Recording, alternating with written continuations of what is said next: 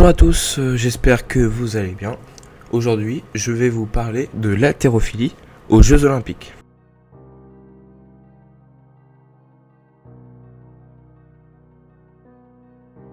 Alors je vous invite à voir la précédente vidéo qui parlait donc de la différence entre muscu et haltérophilie. Donc c'est des vidéos très courtes que je fais en ce moment. Et donc aujourd'hui, je vais parler plus précisément de l'haltérophilie et de son impact dans l'histoire des JO. Alors il faut savoir qu'il y a ce qui s'apparente à de l'haltérophilie depuis l'Antiquité, donc depuis les premiers Jeux Olympiques. C'était du soulevé de poids, tout ce qui est de plus basique.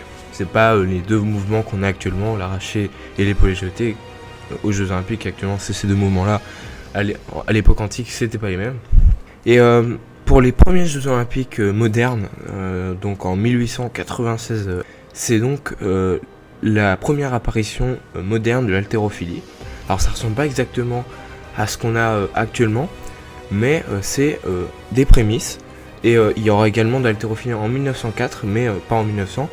Et il faudra attendre après 1904-1920 pour avoir de nouvelles épreuves d'haltérophilie qui cette fois s'implantent dans la durée puisqu'elles n'ont pas discontinué et font partie des sports qu'il y a à chaque Jeux Olympiques.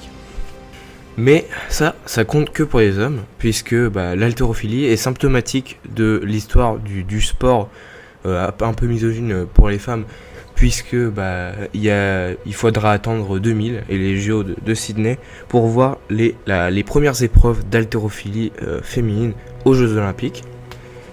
Et encore à l'époque, il n'y avait pas autant d'épreuves femmes que hommes. Aujourd'hui, c'est le cas depuis ces jeux actuellement, mais il a fallu attendre encore 24 ans pour que tout soit vraiment presque égalitaire, j'ai envie de dire, même si les catégories ne sont pas les mêmes en fonction du poids.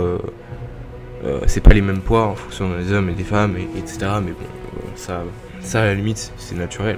Et donc, effectivement, l'haltérophilie montre l'évolution de la femme, de la présence des femmes aux Jeux Olympiques, tout comme beaucoup de sports, puisqu'il a fallu attendre beaucoup de temps déjà pour voir les premières femmes rien qu'aux Jeux Olympiques, pas en haltérophilie, mais dans une épreuve des Jeux Olympiques. Et il faudra encore attendre beaucoup pour voir une parfaite égalité qui donc est censée exister aujourd'hui pour ces JO de Paris 2024.